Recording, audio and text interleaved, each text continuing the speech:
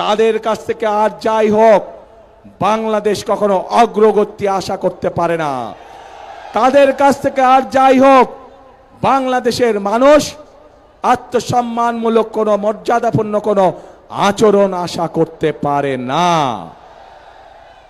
প্রিয় ভাই বোনেরা, এই জালেমদের একটি কথাই শুধু বললাম, আমি আপনাদেরকে আরো একটি কথা বলছি। তার আগে বিবি খাদিজার সম্পর্কে আপনারা জানেন না? আমাদের প্রিয় নবী করিম সাল্লাল্লাহু আলাইহি ওয়াসাল্লামের স্ত্রী এই বিবি খাদিজা, উনিও একজন কর্মজীবী মহিলা ছিলেন। ওনার নিজের ব্যবসা বাণিজ্য ছিল, যেখানে নবী করিম সাল্লাল্লাহু আলাইহি ওয়াসাল্লাম নিজেও কাজ করতেন। প্রিয় ভাই বোনেরা, এরা বলে ইসলামের রাজনীতি করে, অথচ নবীর স্ত্রী নিজে যেখানে একজন কর্মজীবী মহিলা ছিলেন, সেখানে কেমন করে একটি রাজনৈতিক দলের নেতা এবং কেমন করে সেই রাজনৈতিক দলটি তাবৎ বাংলাদেশের নারী সমাজকে এমন একটি কলঙ্কিত শব্দ জর্জরিত করল। প্রিয় ভাই বোনেরা, বদরের যুদ্ধ নিশ্চয়ই আপনারা জানেন কম বেশি সবাই। সেই বদরের যুদ্ধে হযরত আয়েশা তার নেতৃত্বে পরিচালিত হয়েছিল। তার নেতৃত্বে যুদ্ধের সকল সরঞ্জামাদি সরবরাহ করা হয়েছিল। তার নেতৃত্বে যুদ্ধে যারা আহত হয়েছিল সেই মানুষগুলোকে নার্সিং দেওয়া হয়েছিল, ট্রিটমেন্ট দেওয়া হয়েছিল। কাজে আমরা ইসলাম ধর্ম বলে, আমরা আমাদের দেশের সামাজিক অবস্থান বলে, সকল জায়গায় নারীদের একটি শক্তিশালী অবস্থান আছে এবং আমরা কোনোভাবেই অস্বীকার করতে পারবো না। এই নারীদেরকে পেছনে রেখে, এই নারীদেরকে ঘরে বন্দি করে রেখে কোনোভাবেই আমরা বাংলাদেশকে সামনে যেতে পারবো, এটি আমরা কখনোই মনে করি না। এবং সেই জন্যই দেশনেত্রী খালেদা জিয়া যখন দেশ পরিচালনার দায়িত্বে ছিলেন, উনি বাংলাদেশের নারীদের শিক্ষা ব্যবস্থাকে সম্পূর্ণ বিনামূল্যে করে দিয়েছিলেন, ইন্টারমিডিয়েট পর্যন্ত। প্রিয় ভাই বোনেরা, আজ সময় এসেছে আমাদেরকে দেশ গড়ার, এবং দেশ যদি গড়তে হয় প্রত্যেকটি নারী পুরুষকে কাঁধে কাঁধ মিলিয়ে কাজ করতে হবে আজকে। তা না হলে এই দেশকে আমরা আমাদের প্রত্যাশিত বাংলাদেশ হিসেবে গড়ে তুলতে পারবো না।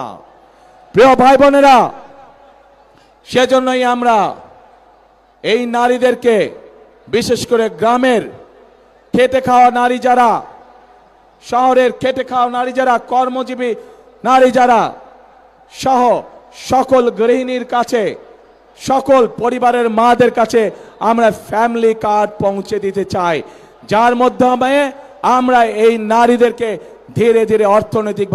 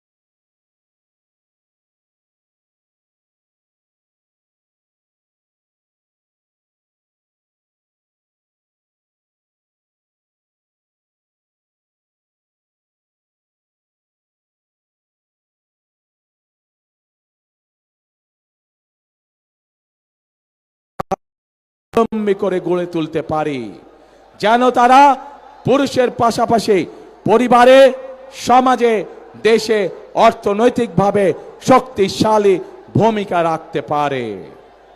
প্রিয় ভাই বোনেরা, আসুন এবার দেখে ওই যে গুপ্ত সংগঠনটির কথা বললাম, দেশের মানুষের ভাগ্যের কি দুর্বিষহ অবস্থা হবে।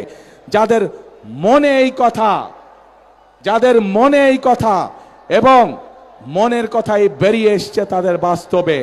কাজেই প্রিয় ভাই বোনেরা, গোত্তরা সেই 86 সাল 71 সাল ইতিহাস যদি থেকে আমরা সব সময় যারা দেশ থেকে পালিয়ে গেছে তাদের সাথে সব সময় এপাশ নালে ওপাশ, মুদ্রার এপেট নালে ওপিট হিসেবেই তারা ছিল। কাজে তাদের কাছ থেকে দেশের মানুষ ভালো কোনো কিছু আশা করতে পারে না। প্রিয় ভাই বোনেরা, বিশাল এই বরিশাল বিভাগ 1993 সালে বিএনপি তথা দেশনেত্রী খালেদা জিয়ার সরকার এই বরিশালকে বিভাগ হিসাবে ঘোষণা করেছিলেন। প্রিয় ভাই বোনেরা, তারপরে নদীর পানি অনেক দূর গড়িয়ে গিয়েছে। আমরা এলাকার উন্নয়নে বিভিন্ন সময় বিভিন্ন কাজ করেছি, কিন্তু আরো বহু কাজ করা বাকি। যেমন বরিশাল ভোলা ব্রিজ, এই কাজটি আমাদেরকে করতে হবে। এখানকার শেরে বাংলা মেডিকেল কলেজ, সেটিকে এলাকার মানুষের চিকিৎসার জন্য উন্নত করতে হবে। ভোলাতে মেডিকেল কলেজ, সেটির কাজে আমাদেরকে হাত দিতে হবে। সবচেয়ে বড় সমস্যা এই এলাকার নদী ভাঙন সমস্যা। মানুষের যারা আমাদের মুরব্বী ছিলেন, যারা গত হয়ে গিয়েছেন, বিভিন্ন এলাকায় তাদের কবর ভেঙে যাচ্ছে, মসজিদ ভেঙে যাচ্ছে, বাপ দাদার ভিটে বাড়ি ভেঙে যাচ্ছে। প্রিয় ভাই বোনেরা, এই বিশাল এলাকাকে আমাদের বেড়ি বাঁধ দিতে হবে। বেড়ি বাঁধ দিয়ে নদী ভাঙন আমাদেরকে ঠেকাতে হবে যে কোনো মূল্যে। কাজেই অনেক কাজ বাকি আছে আমাদের। এই কাজগুলো যদি করতে হয় প্রিয় ভাই বোনেরা, তাহলে অবশ্যই আপনাদেরকে সঠিকভাবে সিদ্ধান্ত নিতে হবে। যে অতীতে আপনারা দেখেছেন বিএনপি সকল সময় চেষ্টা করেছে আপনাদের পাশে দাঁড়াতে। এই এলাকায় 1978 সালে পল্লী বিদ্যুতের লাইন শহীদ রাষ্ট্রপতি জিয়াউর রহমান চালু করেছিলেন। কাজেই বিদ্যুতের লাইন বলুন, বরিশাল বিভাগ বলুন, এর বাইরে আরো অনেকগুলো কাজ যেগুলো বিএনপি করেছিল, কিন্তু কিছু কাজ শেষ করে যেতে পারে নাই। এর মধ্যে বিগত 16 বছর, এক যুগেরও বেশি সময় ধরে স্বৈরাচারের শাসন আমলে অনেক কিছু জমা হয়ে গিয়েছে, যেই কাজগুলো করতে হবে।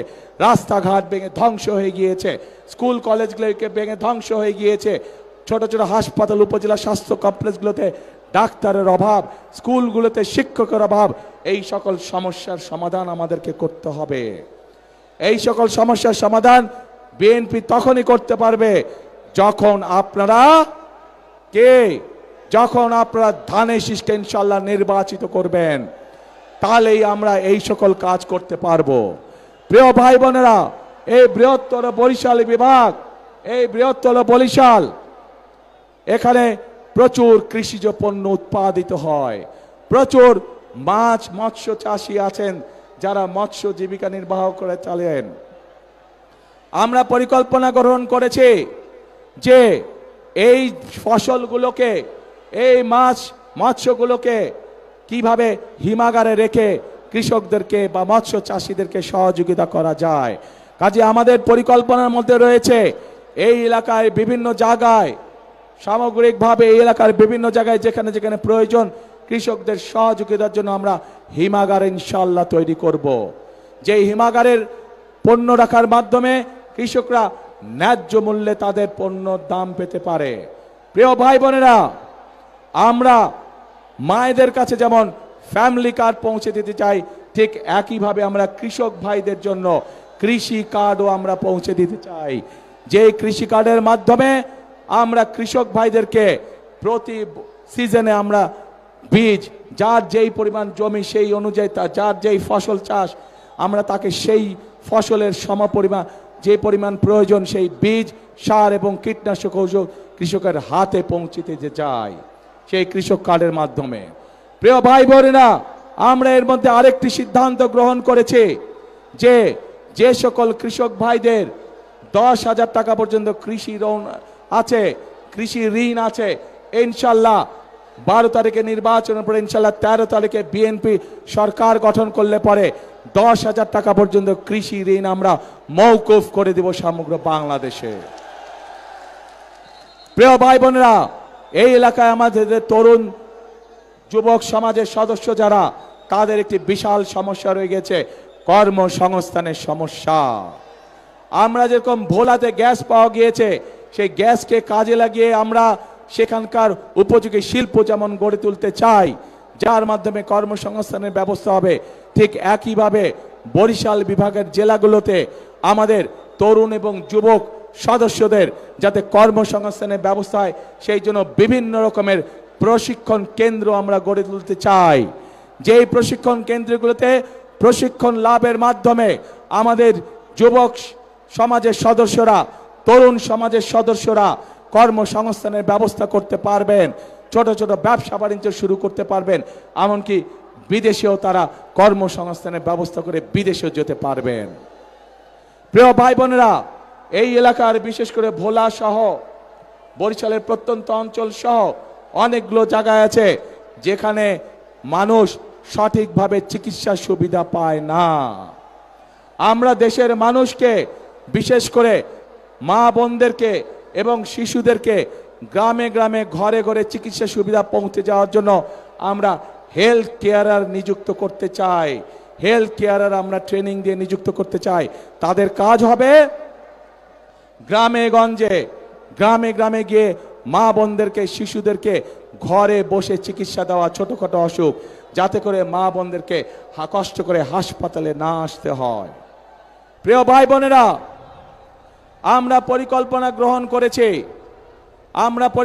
গ্রহণ করেছি বাংলাদেশের নারী সমাজকে স্বাবলম্বী করার জন্য। আমরা পরিকল্পনা করেছি যুবকদেরকে প্রশিক্ষণের মাধ্যমে এবং এই অঞ্চলের উপযোগী কি কি কলকারখানা হতে পারে সেগুলো পরিকল্পনা গ্রহণ করে মাধ্যমে কর্মসংস্থানে, বেকারদের কর্মসংস্থানের ব্যবস্থা করা। আমরা পরিকল্পনা গ্রহণ করেছি কৃষক ভাইদেরকে কৃষি 10,000 টাকা পর্যন্ত কৃষি ঋণ মওকুফ করার মাধ্যমে এবং কৃষক কার্ড দেওয়ার মাধ্যমে তাদের পাশে কিভাবে দাঁড়ানো যায়, তাদেরকে কিভাবে সহযোগিতা করা যায়। প্রিয় ভাই বোনেরা, আমাদের দেশের বহু ইয়াং ছেলে মেয়ে আছে যারা খেলাধুলায় ভালো। আমরা সারা বাংলাদেশ থেকে যারা খেলাধুলায় ভালো, শুধু পড়ালেখা না, পড়ালেখার পাশাপাশি যারা খেলাধুলায় ভালো, এইরকম প্রতিভাবান যারা আছে তাদেরকে নিয়ে এসে আমরা ট্রেনিং দিতে চাই, যাতে করে তারা খেলোয়াড় হিসাবেও নিজেদেরকে তৈরি করতে পারে। প্রিয় ভাই বোনেরা, চিকিৎসা ব্যবস্থার কথা আপনাদের সামনে আমি তুলে ধরেছি, কৃষকের কথা আমি তুলে ধরেছি, মা বোনদের কথা আমি আপনাদের সামনে তুলে ধরেছি। আমি তরুণ যুবক সমাজের যারা কর্মহীন আছেন, কি করে তাদের কর্মের ব্যবস্থা করা যায় সেই বিষয়ে আমরা তুলে ধরেছি।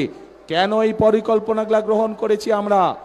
এই পরিকল্পনাগুলো আমরা গ্রহণ করেছি কারণ আমাদের লক্ষ্য, আমাদের উদ্দেশ্য হচ্ছে জনগণ, এবং জনগণের ভাগ্য যদি পরিবর্তন করতে পারি, আমরা জনগণের ভাগ্য পরিবর্তন করতে পারি, তাহলেই এই দেশকে সামনের দিকে নিয়ে যেতে হবে। প্রিয় ভাই বোনেরা, ওই গুপ্ত সংগঠনের নেতা যেমন বলেছে 12 তারিখ পর্যন্ত জনগণের পা ধরতে, আমরা তার উল্টাটা বলি। আমি আমার নেতাদেরকে, আমি আমার কর্মীদেরকে বলি 12 তারিখ থেকে না, আপনারা 13 তারিখ থেকেও আগামী 5 বছর জনগণের পা ধরে থাকবেন। কারণ আমরা দেখেছি জনগণের শক্তি যার পিছনে না থাকে, জনগণের সমর্থন যার পিছনে না থাকে, তার পরিণতি কি হতে পারে 5 তারিখ 5ই আগস্ট আমরা সমগ্র দেশবাসী প্রত্যক্ষ করেছে। প্রিয় ভাই বোনেরা, আমরা যারা বিএনপি করে, আমরা যারা শহীদ রাষ্ট্রপতি জিয়াউর রহমানের আদর্শে বিশ্বাসী, আমরা যারা দেশের যে খালেদা জিয়ার আদর্শে বিশ্বাসী, আমাদের কথা একটাই, কাজ একটাই, আমরা বিশ্বাস করে জনগণই সকল ক্ষমতার উৎস। এবং সেই জন্যই আমরা যে সকল পরিকল্পনা গ্রহণ করে, সেগুলো গ্রহণ করে জনগণের জীবনযাত্রা কিভাবে ভালো করা যায়, আমরা সেজন্যই সেই সকল পরিকল্পনা গ্রহণ করি যার মাধ্যমে জনগণের ভাগ্য পরিবর্তিত হতে পারে।